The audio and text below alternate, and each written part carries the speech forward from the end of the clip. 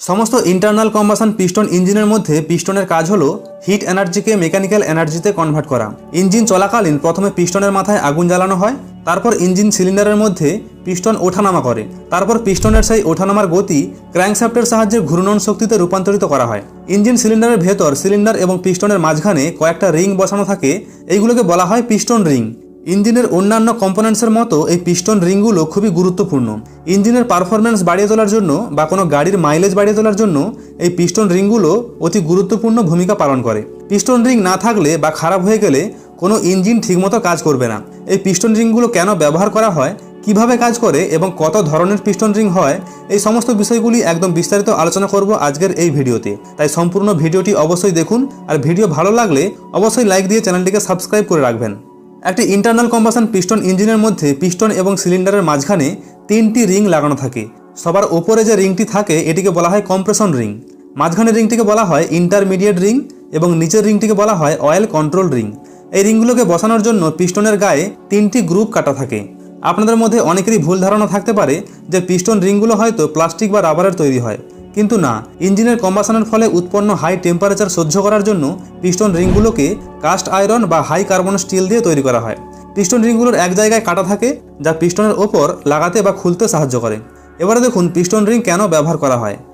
মনে করুন এই ইঞ্জিনটির মধ্যে কোনো পিস্টন রিং নেই, তাহলে এখানে কি সমস্যা হতে পারে। সিলিন্ডারের ভেতর যখন পিস্টন মুভ করে বা ওঠানামা করে তখন সিলিন্ডারের দেওয়ালে পিস্টনের অনেকটা অংশ লেগে থাকার কারণে সেখানে ফ্রিকশন বেশি হবে, মানে কন্ট্যাক্ট এরিয়া বেশি হওয়ার কারণে সেখানে ফ্রিকশন বেশি হবে, আর ফ্রিকশন বেশি হলে সেখানে হিট বেশি উৎপন্ন হবে, আর যদি হিট বেশি উৎপন্ন হয় তাহলে পিস্টন এবং সিলিন্ডার দুটোই তাড়াতাড়ি ড্যামেজ হয়ে যাবে। সেই কারণে এখানে সিলিন্ডার এবং পিস্টনের মাঝখানে একটু ফাঁকা রাখা হয় যাতে ফ্রিকশন না হয় আর পিস্টন সহজেই আপ ডাউন করতে পারে। কিন্তু ফাঁকা রাখার কারণে এখানে অনেকগুলো বড় বড় প্রবলেম দেখা দেয়। যেমন এক নম্বর প্রবলেম হলো সিলিন্ডারের ভেতরে কম্প্রেশন হবে না, মানে কম্প্রেশন স্ট্রোকের সময় যখন বাতাস এবং পেট্রোলের মিশ্রণ কম্প্রেস করার প্রয়োজন হবে তখন সিলিন্ডার এবং পিস্টনের মাঝখানে থাকা ফাঁকা জায়গা দিয়ে গ্যাস লিক করে পিস্টনের নিচে চলে আসবে, যার ফলে ইঞ্জিন আর স্টার্ট হবে না। আবার পাওয়ার স্ট্রোকের সময় কম্বাসন চেম্বারের জ্বালানি জ্বলে ওঠার পর পিস্টনের ওপর প্রয়োজন মতো চাপ উৎপন্ন করতে পারবে না, কারণ কম্বাসনের গ্যাস ফাঁকা জায়গা দিয়ে লিক করবে, যার ফলে অতিরিক্ত পাওয়ার লস হবে। 2 নম্বর প্রবলেম হলো মোবিল চেম্বারের মোবিল লিক করে কম্বাসন চেম্বারে প্রবেশ করবে, যার ফলে মোবিল পুড়ে গিয়ে তাড়াতাড়ি শেষ হয়ে যাবে আর অতিরিক্ত ধোঁয়া উৎপন্ন করবে।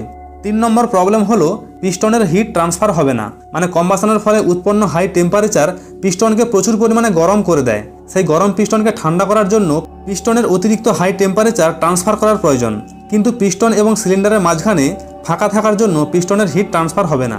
সেই কারণে এই সমস্যাগুলোকে সমাধান করার জন্য এখানে পিস্টন এবং সিলিন্ডারের মাঝখানে পিস্টন রিং ব্যবহার করা হয়। এখানে যে 3টি পিস্টন রিং আছে এদের প্রত্যেকের কাজ আলাদা।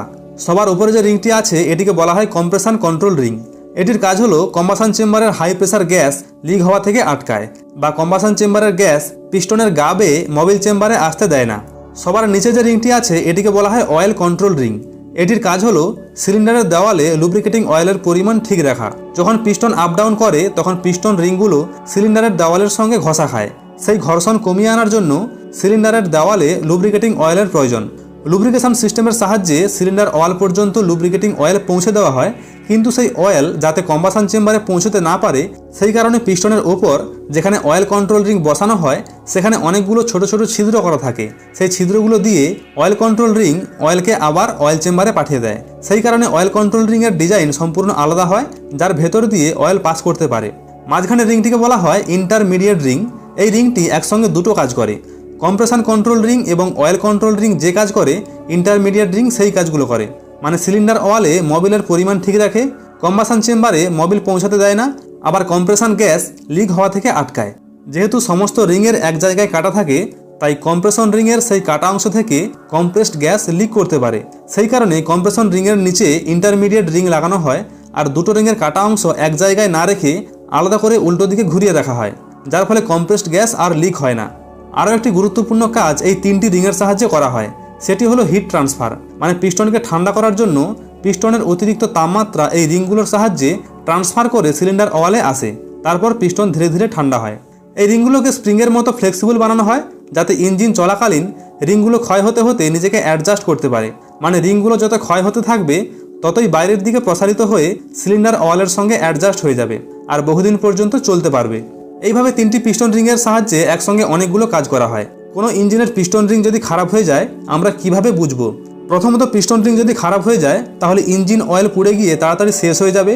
যখন ইঞ্জিন অয়েল জ্বলবে তখন ইঞ্জিন থেকে কালো ধোঁয়া বেরিয়ে আসবে। এছাড়াও পিস্টন রিং খারাপ হয়ে গেলে ইঞ্জিনের কম্প্রেশন ভালো হবে না, পাওয়ার লস করবে, আর সেই ইঞ্জিন প্রয়োজন মতো টর্ক উৎপন্ন করতে পারবে না। আশা করি আপনাদের পিস্টন রিং সম্পর্কে বোঝাতে পেরেছি। আজকের ভিডিওটি এই পর্যন্ত। কেমন লাগলো অবশ্যই কমেন্ট করে জানাবেন, আর সেই সঙ্গে একটি লাইক করে চ্যানেলটিকে সাবস্ক্রাইব করে সঙ্গে থাকুন। দেখা হচ্ছে আবার পরের ভিডিওতে।